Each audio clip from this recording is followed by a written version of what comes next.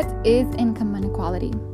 Income inequality refers to the extent to which income is distributed in an uneven manner among a population. In the United States, income inequality, or the gap between the rich and everyone else, has been growing markedly by every major statistical measure for some 30 years.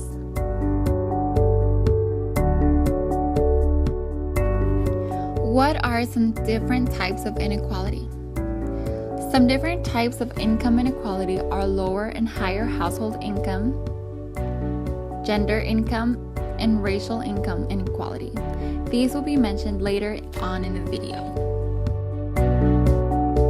What are some historical trends on income inequality?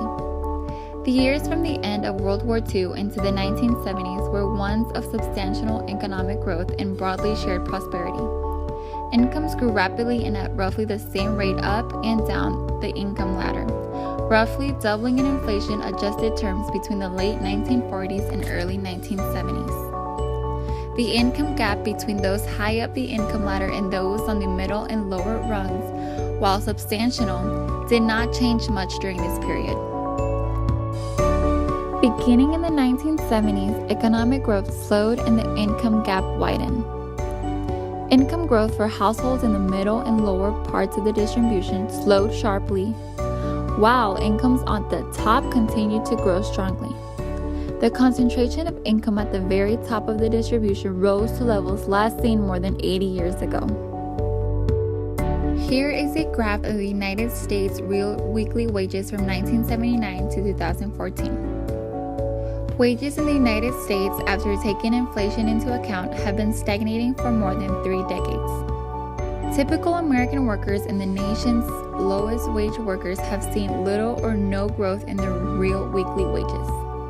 Here is a second graph demonstrating the United States average income in 2014.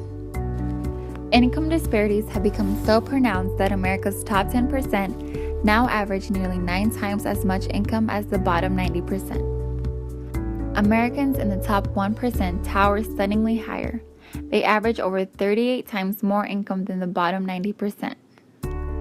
But that gap pales in comparison to the divide between the nation's top 0.1% and everyone else. How well is the U.S. with income inequality? In reality, 400 people have more wealth than the half of the population in the United States. Of all developed nations today, the United States has the most unequal distribution of income and wealth. What are some questions that we are trying to answer? The question is, when does inequality become a problem? How much inequality can we tolerate and still have an economy that's working for everyone and still have a democracy that is functioning? How does the economy get stable? What makes an economy stable is the middle class. Consumer spending is 70% of the United States economy, and the middle class is the heart of that consumer spending. It's the middle class that gets the economy going. What's unfortunate, though, is that the middle class is struggling and it is going downhill. Inequality is going to happen no matter what, but too much or not enough of it is bad for our economy. Inequality must be balanced. The trickle-down effect is the belief that with most of the world's income being at the top of the pyramid, more of the money will trickle down to the rest of the economy. So, if the rich keeps getting richer, it will help everybody since their money will be used then to create jobs and go back into the economy since they're buying sports cars, expensive clothes, and other rich stuff. The trickle-down effect belief led to the big guys, aka the government, relaxing on regulations for rich businesses and taxes so that they'll have more money to spend. With that extra money, they're supposed to put into businesses and jobs, but instead they use it for other things. This creates a bigger income gap between the poor and the rich. When the wage gap grows, a couple things will happen. First off, when the rich people have all the money, the future of the economy is unknown, which is bad because that means the economy won't grow. High income inequality played a huge role in the 2008 global financial crisis, especially in the United States, where rich people became richer and normal incomes stayed pretty much the same since the 1970s. The crisis threatened the collapse of large financial institutions, which was prevented by the bailout of banks by national governments, although stock markets still dropped worldwide. Wages really haven't gone up for normal people, so they fall into debt because they can't keep up with the forever rising consumption standard at the top of the pyramid. As the household debts rose, the economy became more vulnerable to shocks. If everyone is going into debts and can't pay back the people that they owe, those lenders would then lose money and probably go into debt too. When banks are being paid and everyone is going into debts, then interest rates rise and make it harder for people to borrow money or get approved for loans. So everyone suffers. It's a vicious cycle. That's when the government needs to give the economy a little boost.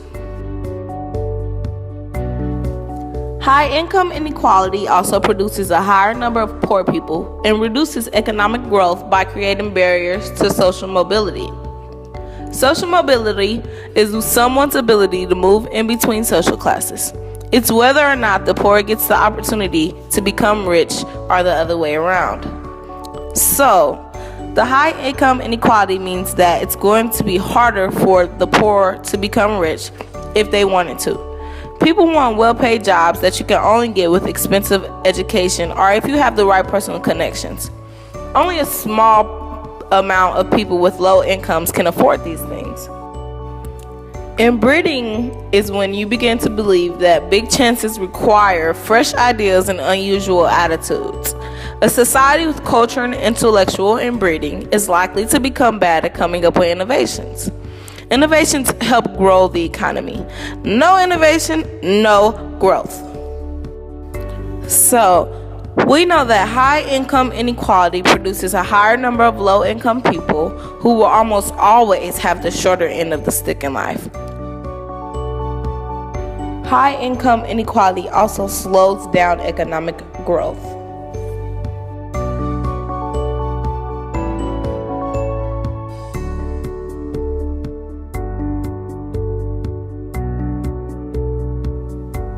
There are many policies and procedures that the government can change to ensure that there is equality among global income.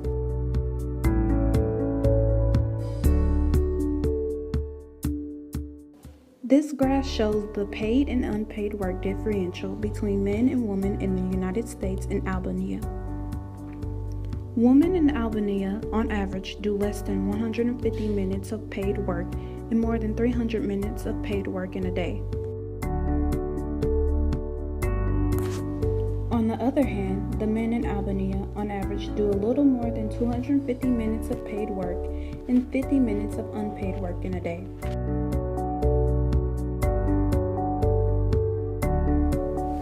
Women in the United States, on average, work a little over 150 minutes of paid work and 250 minutes of unpaid work in a day. On the other hand, men work 250 minutes of paid work and a little over 150 minutes of unpaid work in a day.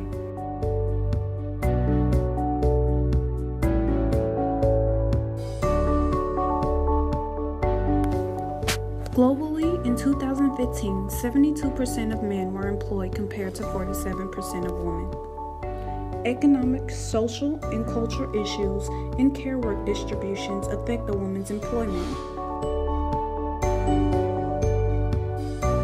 Some countries have the belief that women should do work at home rather than get a job that actually pays them. Earning the money in the household is held to the man's responsibility. Women usually cook meals, clean the house, and take care of children, which is considered unpaid work. Also, countries discriminate against women in the workplace by paying men more than they pay women. To enhance human development through work, there should be a creation of more jobs as others diminish. Human well-being should be recognized to ensure that work positively affects human development, and challenges of specific groups and contexts should be addressed. In redistributive policies like taxes and social transfers, conditional transfers have become an important policy tool for resources being distributed to the lower class. It would be helpful if the government placed a higher tax rate on the wealthy and lowered the tax rate on the middle class and poor. Social transfers like welfare, food stamps, etc. being distributed to those who are less fortunate help them use resources that they normally do not have access to.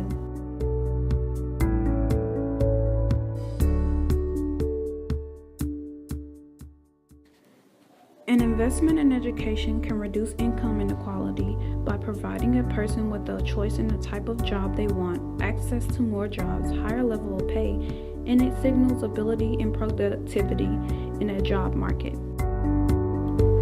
Technology will always innovate in machinery, which replaces jobs for humans. Education improves skills for more complex jobs. There should be policies that give equal education to everyone. Education gives people the chance to move up higher in social classes. Income inequality is very present in the United States and globally. Together, we can educate the public on this pressing issue.